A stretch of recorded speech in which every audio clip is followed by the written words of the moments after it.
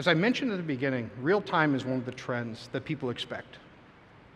Your management, your users, and yourself all increasingly expect their data to be real time.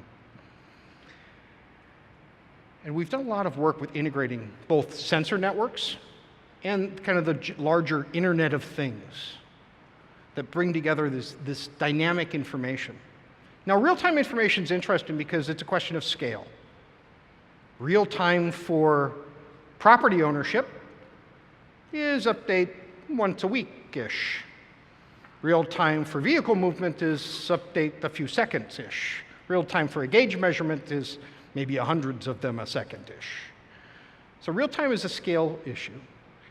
And we support both the stationary objects, such as gauges and stream gauges or well gauges or air monitors, but we also support objects that move, whether it's trucks or vehicles or ships.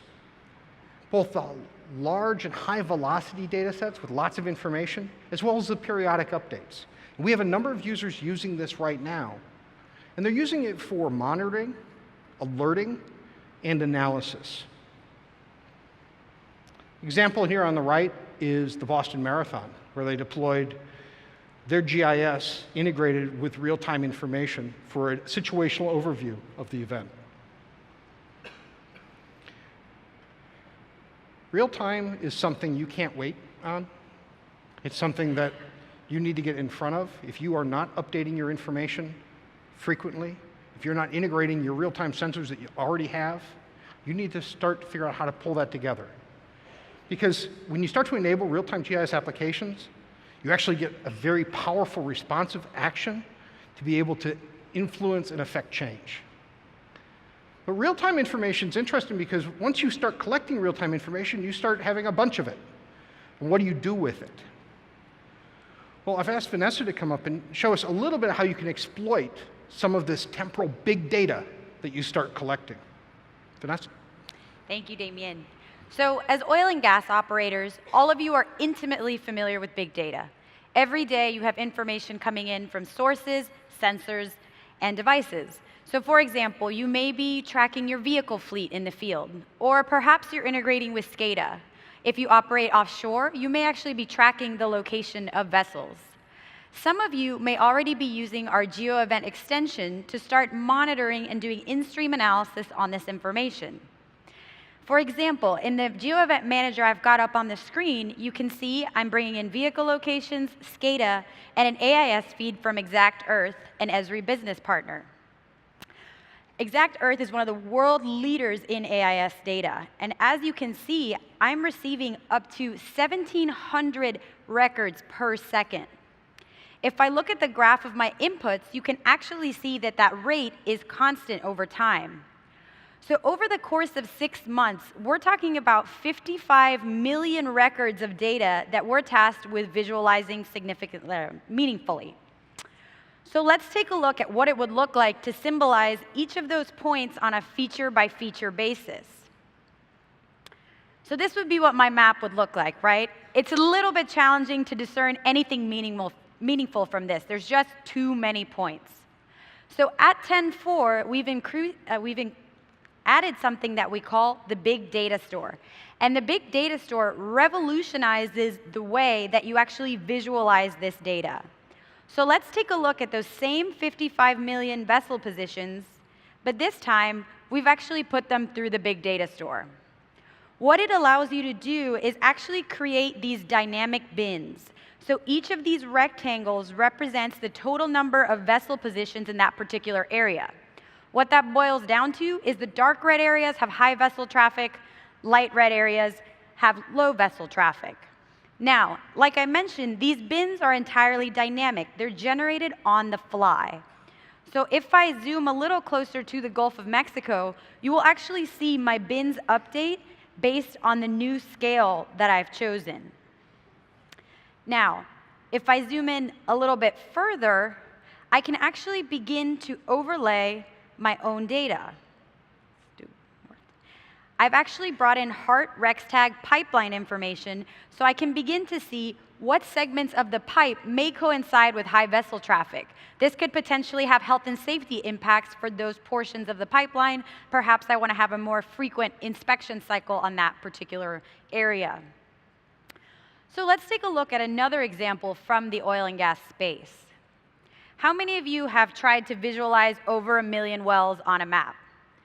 Odds are a lot of you probably subscribe to some sort of vendor data, and you have a lot of historical information that you'd like to visualize all at once.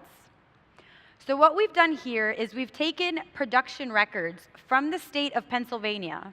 So these are all production records submitted to the government from 1999 until the present day. So just like we did with the AIS data, in this case, I've actually placed the count in these aggregated bins. So our dark blue areas are the ones that have the most production records. But the big data store allows us to do a lot more than just visualize counts. So if I actually change my active layer, I can visualize that same data, but this time I'm visualizing it based on statistics off of an attribute.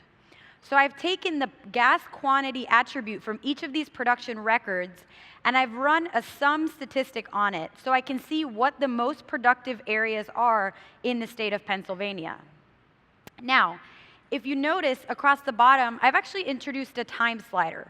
So I can actually slice and dice my big data with respect to time.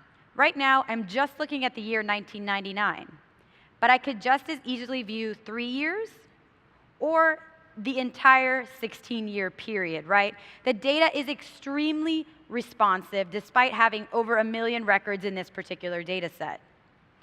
Now, let's say we want to drill in even further and we want to filter on a specific operator.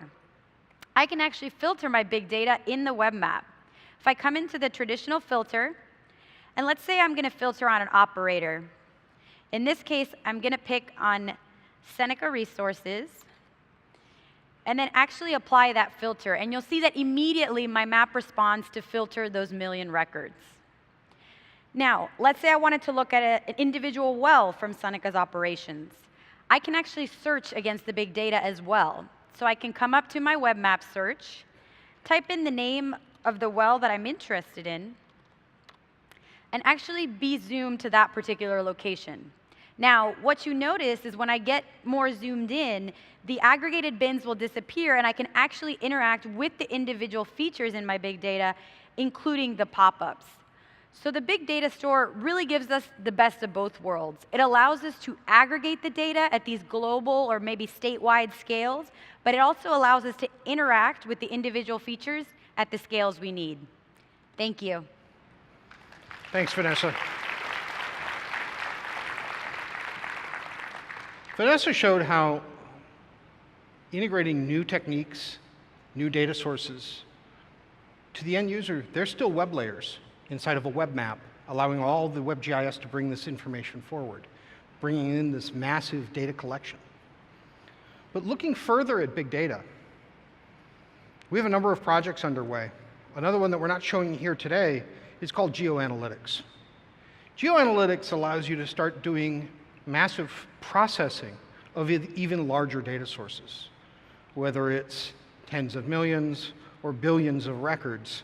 Being able to scale that processing so it's not one computer working for a day or a week, but it's a cluster of computers working for a few minutes. Examples of this are shown here. This is the New York City taxi cab data, great, useful big data set to play with. Looking at the raw data, we can start to aggregate it. We can start to look at hotspots based on different attributes. And the final map, the little rectangle there, highlights the best place based on 10 years of taxi data to get a tip, if you're a good tip, if you're a taxi cab driver, which happens to be right outside the UN. Now that data was buried in 10 million plus records, but doing spatial aggregation and analysis of that data, traditional GIS stuff just at scale, allows you to start to extract that. But it's not just about vectors and points, it also works on rasters. The bottom diagrams highlight a suitability analysis where we actually had 40 billion pixels across multiple layers and multiple time slices. and it took 16 minutes. So the idea is to provide massively parallel processing. These will create new understandings and insights of your information. And this is something that's coming later this year in the next 10.5 release.